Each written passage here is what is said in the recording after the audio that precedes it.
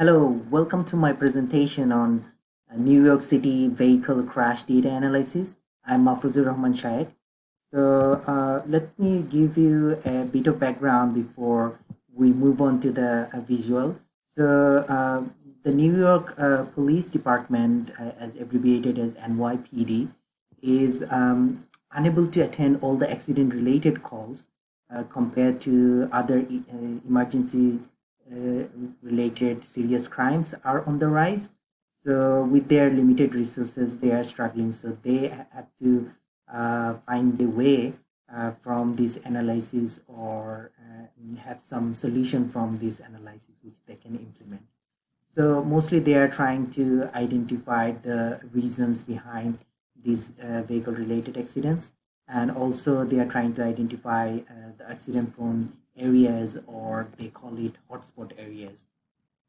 So the data set I got from is available in New York City Open Data Repository, and basically the data collected through police incidents report.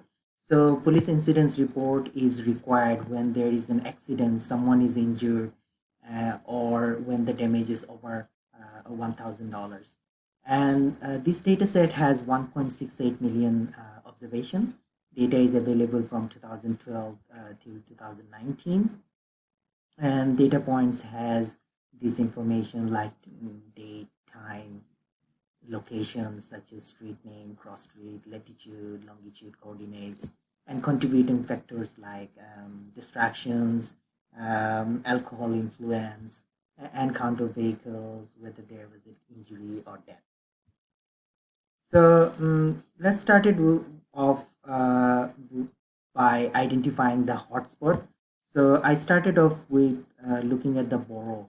New York City has five different boroughs.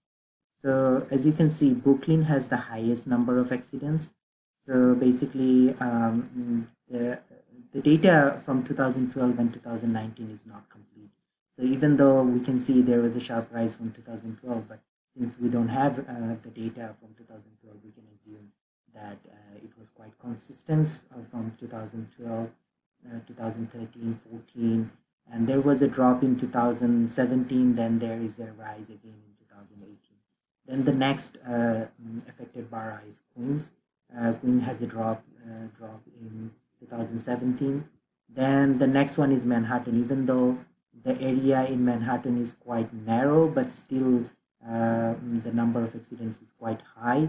Even though it was much higher in 2013 and there was a peak in 2014, but it's been reduced recently.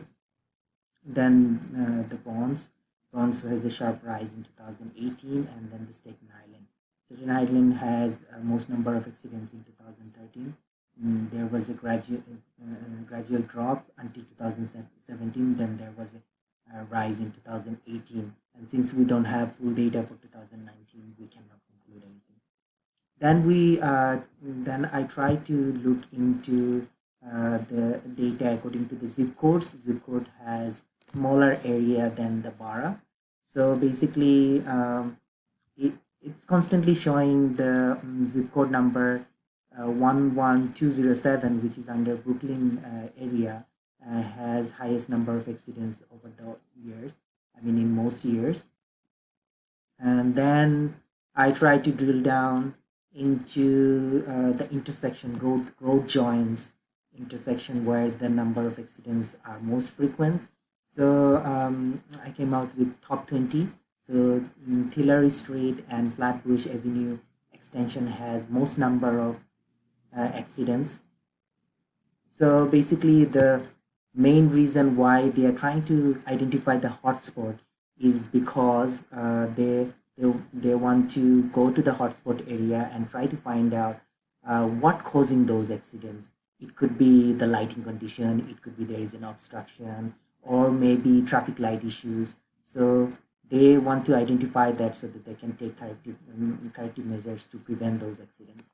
So on average, there are 150,000 incidents reported every year. The actual number of incidents could be higher. As I say, incident reports are filed only when there is a damage more than 1,000, or someone is injured, or someone is died. So next we look at the time.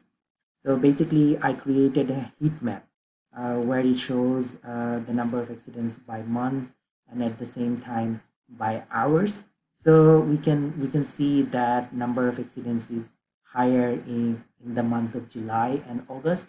In different research, it says that American people they are most active in the month of July and August.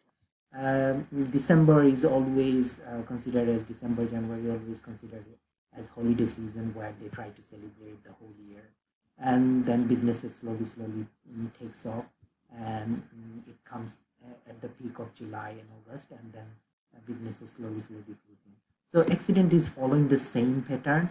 It seems like when the businesses are open, I mean when there isn't working hours, uh, the number of accidents is quite higher.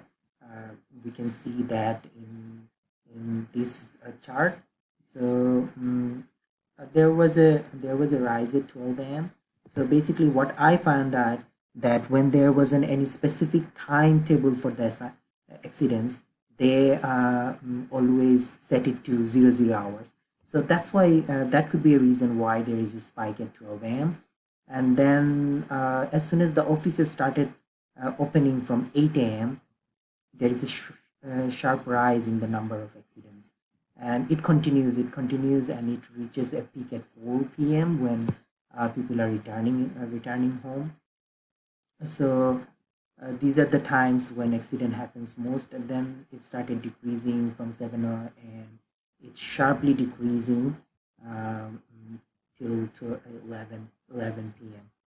So basically, we can assume from this data that the more number of vehicles on the road increases the number of accidents. But since we don't have the volume data, we cannot conclude anything here.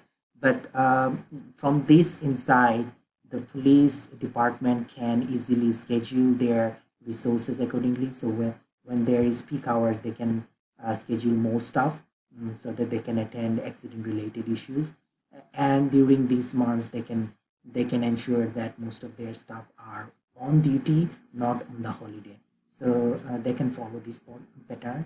So but then again, when we look down into borough by borough, we see a different pattern. So basically, in some boroughs,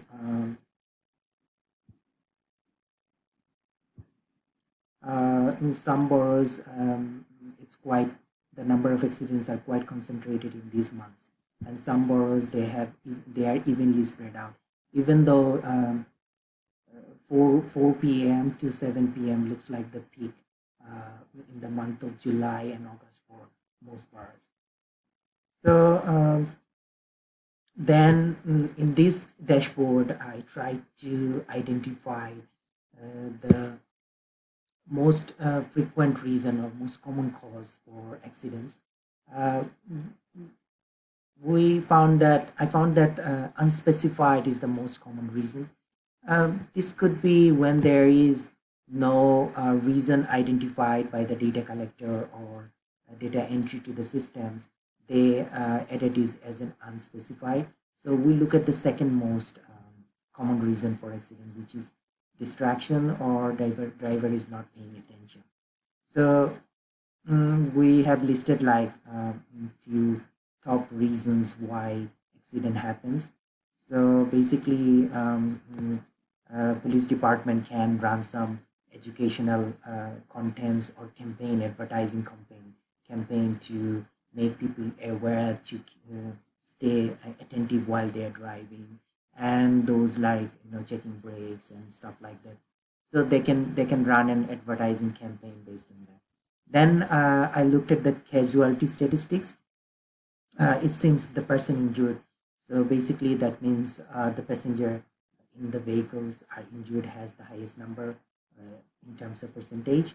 Then the motorist, the driver injured, and then we have the deaths, killed statistics. So my priorities are for killed statistics because when a person is died, it's the most loss can happen to a family. So I was trying to find out what could be the main reason why what contributes to the death of a person in an accident. So I looked at when I looked at it, I found that mm, influence of alcohol. I mean, when people are driving under influence, the fatality rate is quite high. So basically, you can see that during daytime there is not much accident resulted from driving under influence. As the day goes by, people started drinking. Maybe those who are drug abusers, they started taking drugs. So the number of accidents started increasing, and there is a peak at 4 a.m. And it perfectly correlates with the fatality rate at 4 a.m. So we can clearly assume that accident caused from driving under influence are most fatal. I mean, people die mostly from driving under influences. I mean, alcohol influences or drugs. So basically, some of the findings from this data set, it could be many findings. The data set is quite huge. We can draw out many conclusions from the data set, but most importantly, I was able to find out the hotspot, and the recommendation for those hotspot I made is like having speed limit, adding more traffic signals, having appropriate lighting, clearing the obstruction, warning sign to improve the safety of moving traffic. And then there was a one assumption that more traffic on the road means more accidents. So since reducing the number of traffics is not that easy, so having more policing resources available during peak hours could be one solution. And often it can be seen there are one person per vehicle. So NYPD can run some advertising campaign to encourage motorists to use public transport, because in public transport many people can go in one vehicle, so the number of vehicles on the road will be reduced. And they can run some safe driving awareness when to deal with distraction and not paying attention while they are driving, such as using mobile devices or suffering from work related stress. I mean, we can see there was accident peak when people are returning at home after 4 p.m. till 7 8 p.m. So most likely they are tired from work, or they are facing work related stress. That's why they are not concentrating. So educating motorists about the consequences could be one way to deal with that. And obviously, safe driving awareness is most important. Preventative measures that people can take. So New York Police Department, they can focus on those recommendation. They can using these recommendation, they can improve the safety on road, and then they can reduce the number of accidents so that they have to attend less accident related calls, and then they can concentrate on more important issues like robbery, terrorism, and things like that. uh, that's it. Thank you very much for your time.